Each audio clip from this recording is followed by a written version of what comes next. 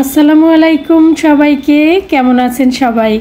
আশা করছি যে যেখান থেকে দেখছেন সবাই ভালো আছেন, সুস্থ আছেন এবং নিরাপদে আছেন। আলহামদুলিল্লাহ আমিও ভালো আছি, আল্লাহর রহমতে আপনাদের সবার দোয়া ও ভালোবাসায়। আরও একটি নতুন ভিডিওতে সবাইকে স্বাগত জানাই। আজকের ভিডিওতে শেয়ার করব আমি কিভাবে আমার ঘরদোর পরিষ্কার করি বা সবসময় কিভাবে আমার ঘরদোর পরিষ্কার রাখি। আসলে শারীরিকভাবে সুস্থ থাকতে হলে পরিষ্কার পরিচ্ছন্নতার কোনো বিকল্প নেই।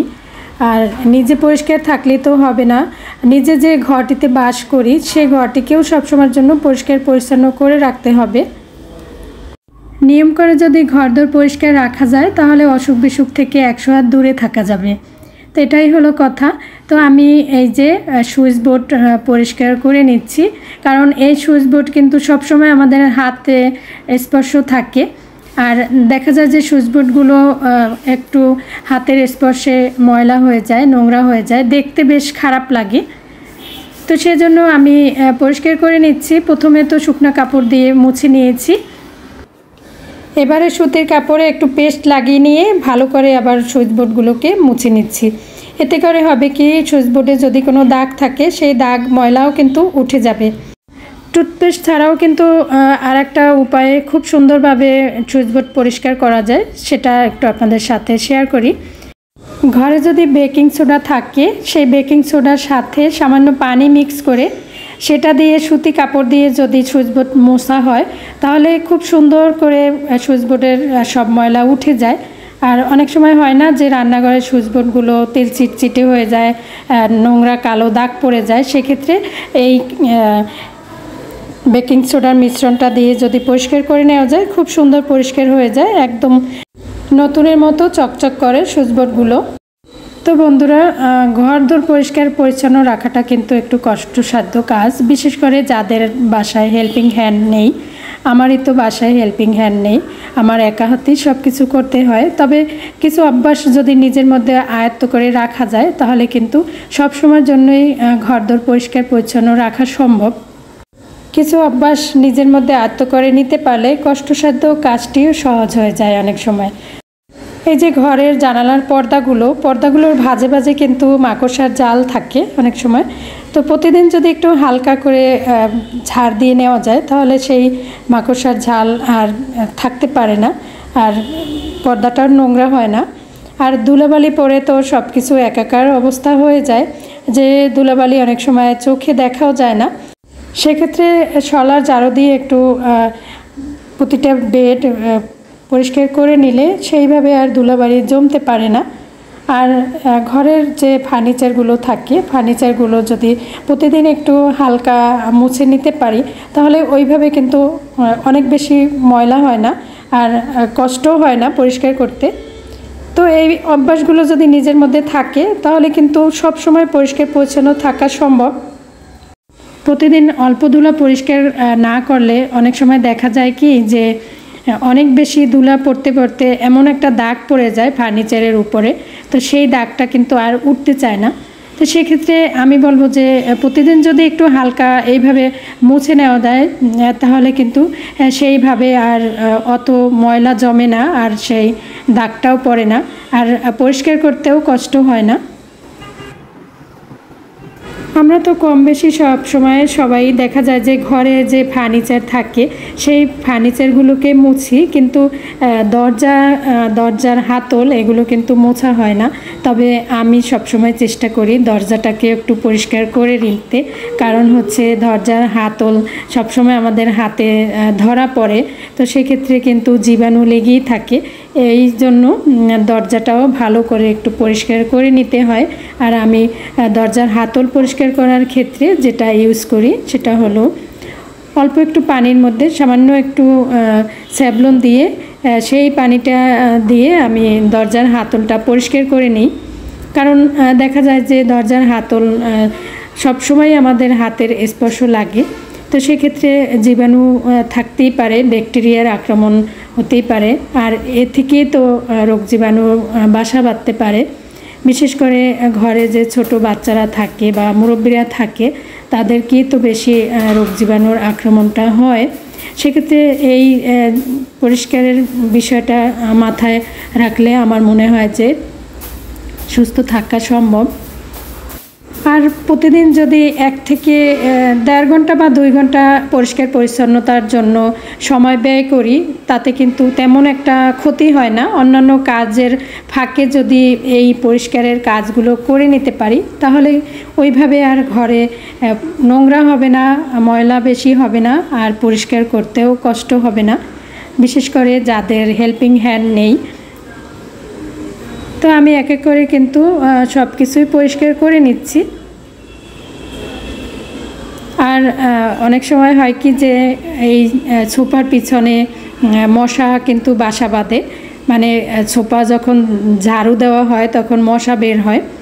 আর ইদানিং তো অনেক বেশি মশা, সেক্ষেত্রে যদি সবসময় একটু শলা ঝাড়ু দিয়ে ঝাড়ুটা দিয়ে নেওয়া যায়, তাহলে মশার বাসাটাও ভেঙে যায়, মশা ওইভাবে আর বাসা বাঁধতে পারে না। আর জানালার গ্রিল তো সব সময়ের জন্য পরিষ্কার রাখতে হয়, কারণ এখানে বসে আমরা একটু হাত দেই বা বাইরে থেকে বাতাস আসে, যখন জানালার গ্রিলে যদি ময়লা থাকে সেই বাতাসের সাথে ময়লাগুলো কিন্তু আমাদের দিকে আসে বা নাক থেকে আমাদের শরীরেও প্রবেশ করতে পারে। সেক্ষেত্রে জানালার গ্রিল, জানালার যে থাই, সেগুলো সব সময়ের জন্য পরিষ্কার পরিচ্ছন্ন করে রাখা উচিত। তো আমি জানালার গ্রিল প্রথমে শুকনো কাপড় দিয়ে মুছে নিয়ে এরপরে আবার ভিজা কাপড় দিয়ে মুছে ফেলি, এতে করে যে ধুলোবালি থাকে সেগুলো কিন্তু আর থাকতে পারে না। আর জানালার থাই গ্লাস পরিষ্কার করার জন্য যে আমি কি ইউজ করি বা জানালার থাই কিভাবে পরিষ্কার করি, সেটা অন্য একটা ভিডিওতে শেয়ার করব ইনশাআল্লাহ। তো ঘরের প্রতিটা জানালাই আমি এইভাবে করে পরিষ্কার করে নিই। তো বন্ধুরা, যারা এতক্ষণ ধৈর্য ধরে আমার ভিডিওর সাথে আছেন, তাদের সবাইকে জানাই অসংখ্য ধন্যবাদ, অনেক অনেক ভালোবাসা। যদি ভালো লাগে ভিডিওটি, তাহলে একটি লাইক দিয়ে দিতে পারেন, কারণ আপনার একটি লাইক আমার কাছে কিন্তু খুব বেশি মূল্যবান। আর যারা নতুন বন্ধু আজকেই আমার ভিডিও প্রথম দেখছেন, যদি একটু ভালো লেগে যায় তাহলে চ্যানেলটিকে সাবস্ক্রাইব করে রাখতে পারেন পরবর্তী নোটিফিকেশন পাওয়ার জন্য। আর যারা অলরেডি আমার চ্যানেলটিকে সাবস্ক্রাইব করে রেখেছেন, সবসময় আমার ভিডিও দেখেন, আমাকে সাপোর্ট করেন, তাদের প্রতি আমি অনেক বেশি কৃতজ্ঞ। মন থেকে তাদের জন্য অনেক অনেক দোয়া ও ভালোবাসা রইল। আমি যেভাবে আমার ঘরদোর সবসময় পরিষ্কার পরিচ্ছন্ন করে রাখি, আর তারই কিছু মুহূর্ত আপনাদের সাথে আজকের ভিডিওতে শেয়ার করেছি। জানি না আপনাদের কাছে কেমন লেগেছে। আসলে অনেক সময় হয় কি যে ইউটিউবে আমরা যখন কোনো কাজ দেখি বা কোনো আপুর ভিডিও দেখি, সেখান থেকে কিন্তু নিজের মধ্যেও একটা কাজের উৎসাহ জাগে যে না, আপু এই কাজটা করেছে, এইভাবে পরিষ্কার করেছে, আমিও এইভাবে করি। তো সেক্ষেত্রে আমি বলবো যে ইউটিউবে ভিডিও দেখলে বা আপুদের কাজ দেখলে কোনো ক্ষতি নেই, বরঞ্চ নিজের জন্যই লাভ। আমি এখানে ঘরের কোণার যে মাকড়সার জাল, সেইগুলো পরিষ্কার করে নিচ্ছি। এগুলো কিন্তু প্রতিদিনই থাকে, সবসময় মাকড়সার জাল বাসা বেঁধেই থাকে। তো সেক্ষেত্রে সবসময় যদি একটু ঝাড়ু দিয়ে এইভাবে পরিষ্কার করে নেওয়া যায়, তাহলে ওইভাবে আর মাকড়সার জাল ঝুলতে পারে না। তো এরপরে চলে আসলাম আমি বেসিন পরিষ্কার করার জন্য। এটা যেহেতু আমার ডাইনিং এরিয়ার বেসিন, তো এটা সব সময় পরিষ্কার রাখার চেষ্টা করি, না হয়তো ডাইনিংয়ে খাবার খেতে বসলে নিজেদের কাছেই খারাপ লাগে। তো এটা একটা অভ্যাসে পরিণত হয়ে গেছে। তো ডাইনিংয়ের চেয়ারগুলোকে একটু ভালো করে মুছে নিচ্ছি। আর এটা যদি আমি প্রতিদিনই করি তাহলে কিন্তু ওইভাবে আর ময়লা জমে না। তো এই যে সবগুলো চেয়ার আমি একটু শুকনো কাপড় দিয়ে মুছে নিচ্ছি। ডাইনিং টেবিলটা তো সবসময় পরিষ্কার করা হয়, টেবিলের উপরটা স্প্রে দিয়ে। আর এই যে চেয়ারগুলো, আর এই চেয়ারগুলোতে মনে হয় যেন ধুলোবালিটা আটকে থাকে বেশি। সেক্ষেত্রে একটু যদি শুকনো কাপড় দিয়ে মুছে ফেলি, তাহলে আর ওইভাবে ধুলোবালিটা পড়তে পারে না, আর জমতে পারে না, এটাই আর কি। তো সবশেষে কিন্তু আমি এই যে পুরো ঘরটা ঝাড়ু দিয়ে নিচ্ছি।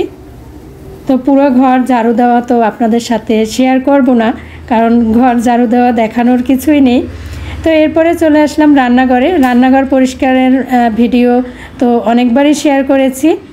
তো আজকে শেয়ার করছি এই যে আমি রান্নাঘরে যে বাসনপত্র মাজনি, বাসনপত্র ধোয়ার সময় যে আমরা মাজনি ইউজ করি, সেই মাজনিগুলো 2 দিন 3 দিন পর পর আমি পরিষ্কার করে নিই। এখানে আমি পানি দিয়েছি আর পানির সাথে দিয়েছি ডিটারজেন্ট পাউডার। এবারে আমি সব মাজনিগুলো এর মধ্যে দিয়ে দিলাম, 10 মিনিটের মতো ফুটিয়ে জাল করে নিব। এই মাজনির সাথে যে কত কোটি কোটি ব্যাকটেরিয়া জীবাণু থাকে আমরা কিন্তু চোখে দেখি না।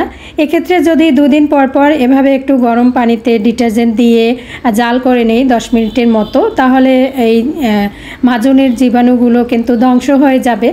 এই মাজনিগুলো দিয়ে তো আমরা থালা বাটি সবসময় পরিষ্কার করে থাকি, আর থালা বাটিতে তো আমরা খাবার দাবার খেয়ে থাকি। সেক্ষেত্রে এভাবে একটু পরিষ্কার করে নিলে জীবাণু ধ্বংস হয়ে যাবে। তো বন্ধুরা, আমি সব কিছু পরিষ্কার করে এরপরে কিন্তু চলে এসেছি রান্না করতে। আর আমার বাসায় করলা ভাজি থাকবে না তা তো আর হয় না, কারণ আপনাদের ভাইয়ার খুব বেশি পছন্দ করলা ভাজি। রান্না করতে করতে আপনাদের কাছ থেকে বিদায় নিয়ে নিচ্ছি। ধন্যবাদ সবাইকে, সবাই ভালো থাকুন। আল্লাহ হাফেজ।